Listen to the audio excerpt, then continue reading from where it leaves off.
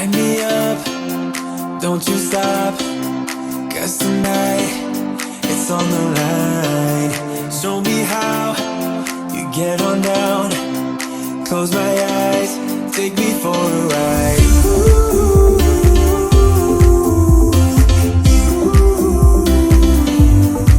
Got to be you.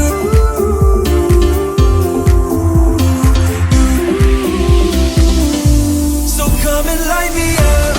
I still need your fire. Hi guys, and welcome to this vlog. Now, if you watched my last event debrief of Launceston, you remember I was sat in this field in the sunshine.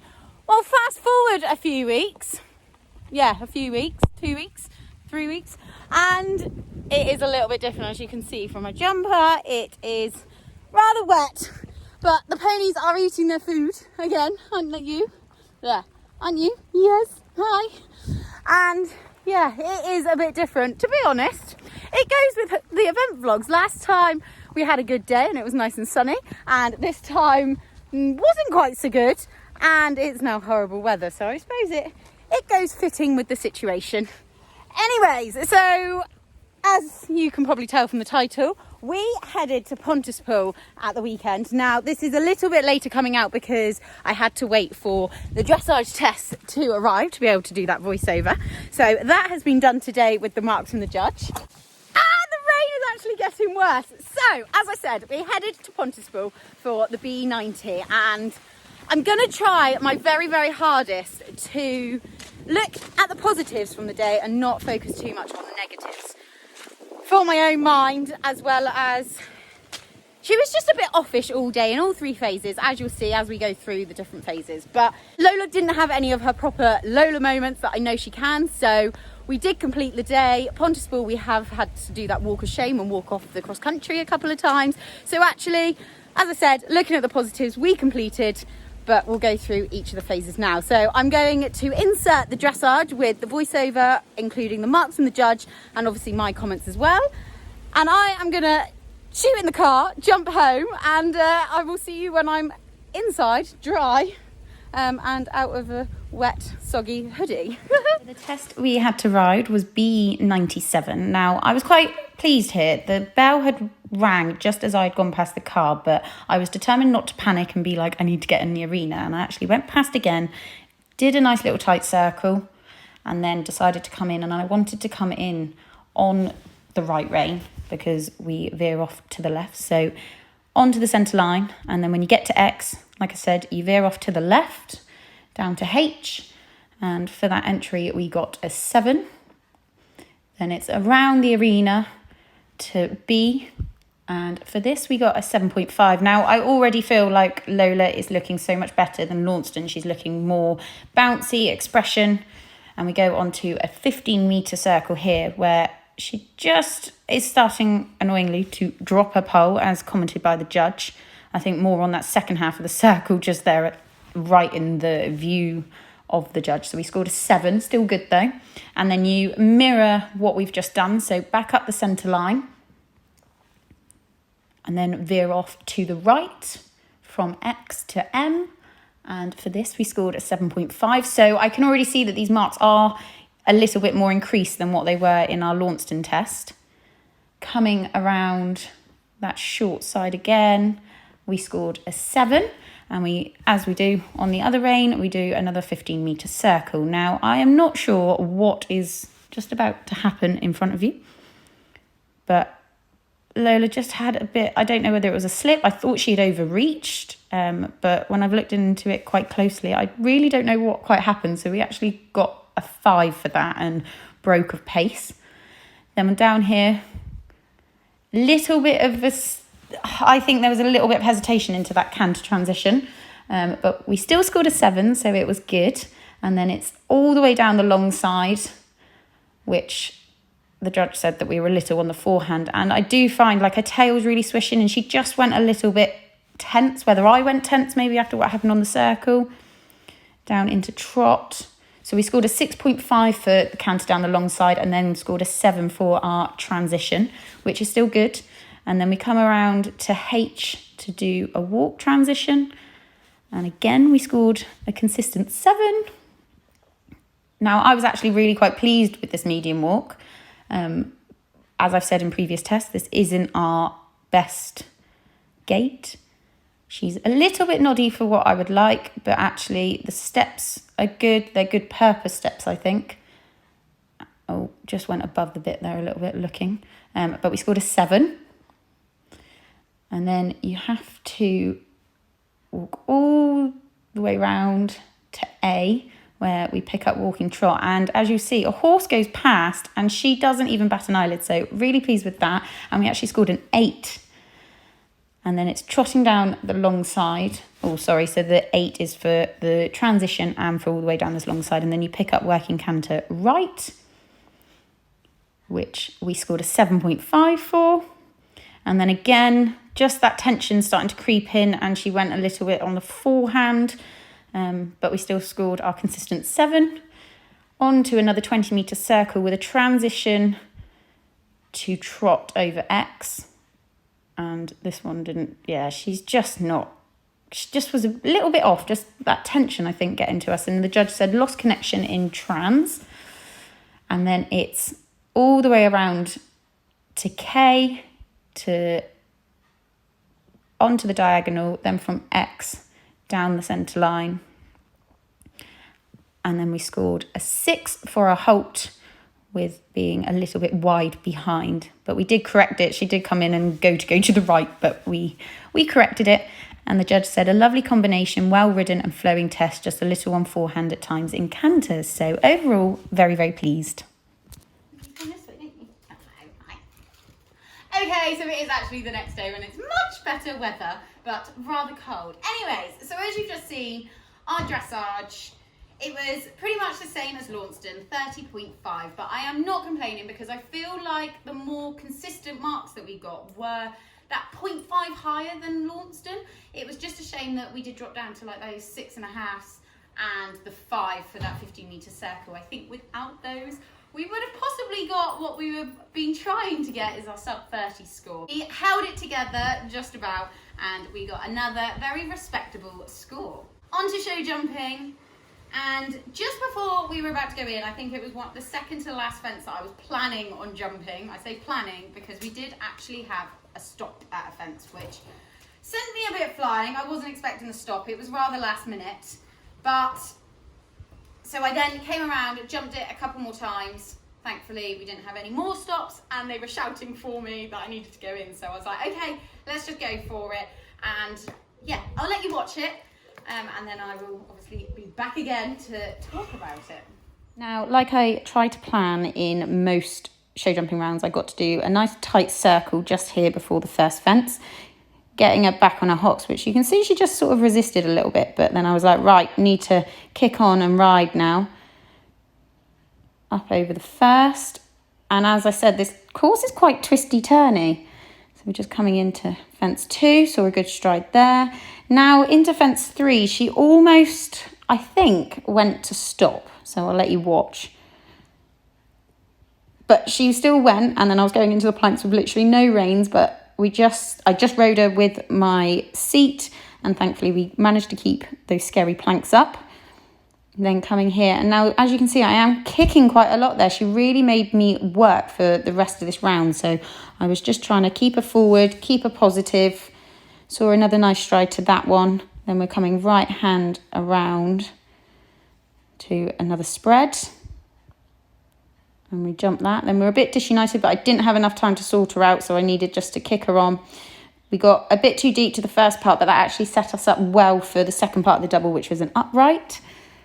And then coming around to the final line, a spread, which again, I had to kick her to say that stride, and then just keep it off her forehand for the last upright. So as you see, we just had the one pole down, which considering the stop that we had out in the warm-up, it did just, I think as much as you tried to go, no, it's fine, we've jumped a couple more times and go in, it does unsettle you, and then you're sort of, you try not to let it come through to her that you're thinking, am I going to get another stop? But we didn't. That fence 3 was very questionable.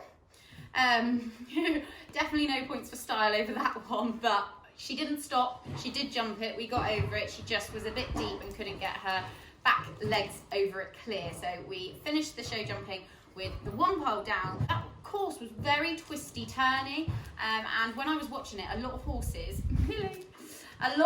were going disunited. Lola did around one of the bends on the right rein. She was disunited before the double, and I do think because it was so many turns and dog legs, it really does make you have to sort of ride it more. But I think it did a little bit help making sure that Lola was back on her hop. So as much as just being climbed on by my dog, but overall, no, it was pleased. She really did, as I said in the voiceover, really did make me ride it, but we got around it, and it just proves that, yeah, as long as I keep my leg on, she does go and she does jump them.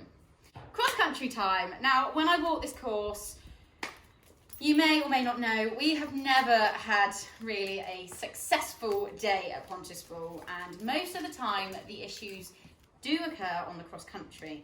We've had a couple of stops, a couple of eliminations in the past, and when we bought the course, fence 3 was one that we had a stop at. Now, it was a log on a mound, not much. You really have to make sure they're back on their hocks, and when we had the stop at it last time, I knew that I did not ride that correctly in the slightest. I just sort of wanged her at it, and bless her, she was too deep, and she was like, Mum, you want me to go from there? So I had learned from that mistake, like we do with bad days. That's where you get your experience and you learn not to make them again. So I made sure that we pushed off up the hill after fence 1 and 2, which she jumped really well. As I said, she went flying out the start box. She was keen. I was determined to leave that stop behind us in the show jumping. We didn't have any problems in the cross-country warm-up. So as you see, flying over number 1 and then kicking on through. We had no nappiness, especially when you've got the warm-up just there, but no, she was giving me a good feeling.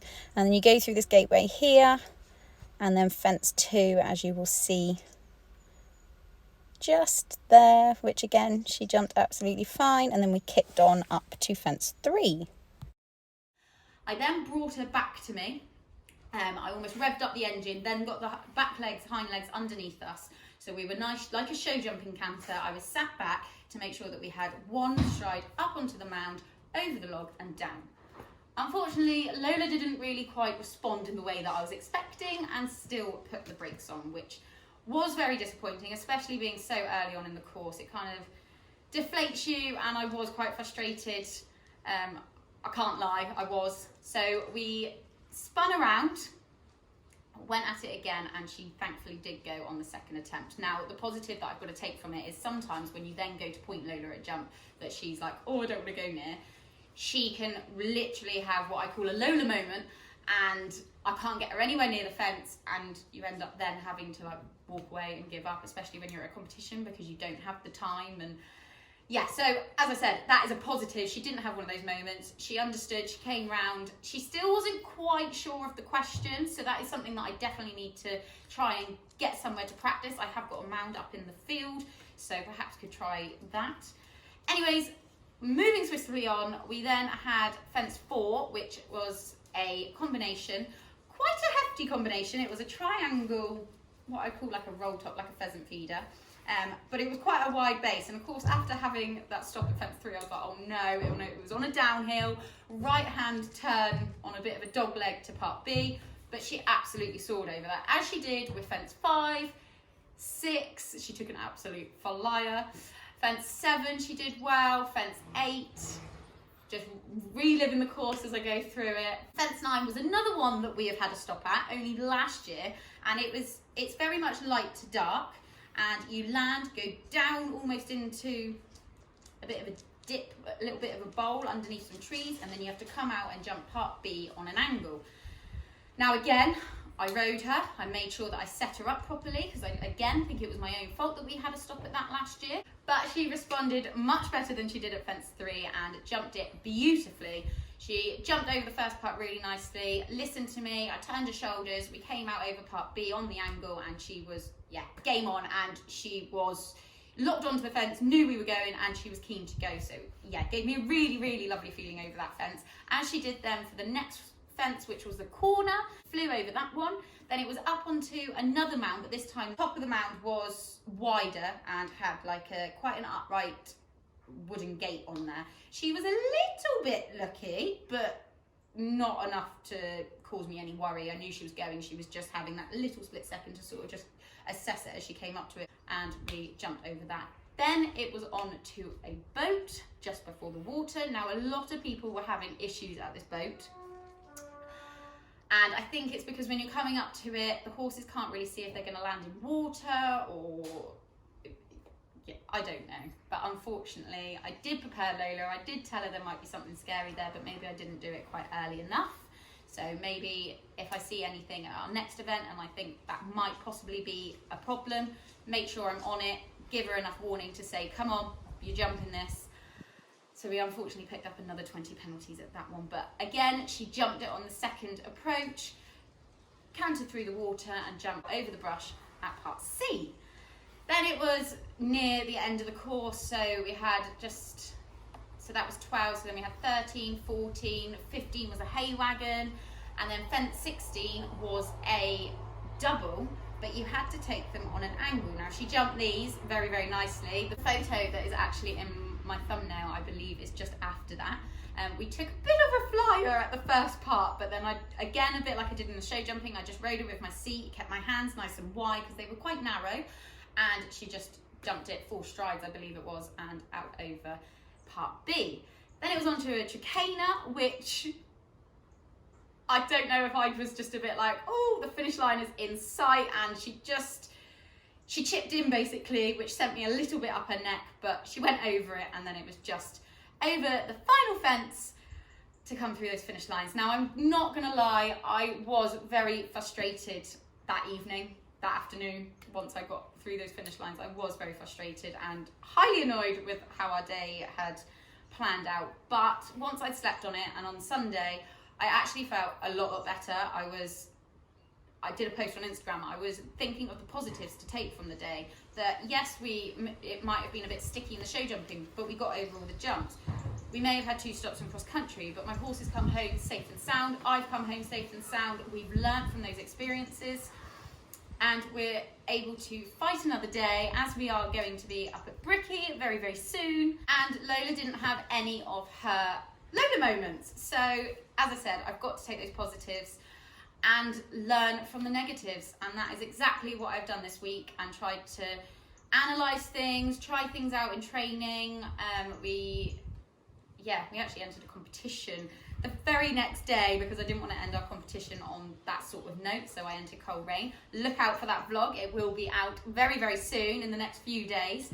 And of course, look out for the next event debrief vlog, which will be of Bricky regional final. But I'm actually really super excited for it. I've had a brilliant session today with Nikki from Be Your Best Yet, getting me in the correct mindset, and I am now feeling positive, confident. We've done training this week. We're going schooling again today, ahead of Sunday, and I'm up for it and I'm game on. Gonna forget what happened, take away the positives, I've learned from the negatives, and focus back on Launceston, where we had obviously an excellent day. I did wonder whether some people might think I wouldn't share about Pontispool because of it not being the best result on paper, but actually it's horses, it's the reality. They're not machines. We're not going to go out and win every single competition.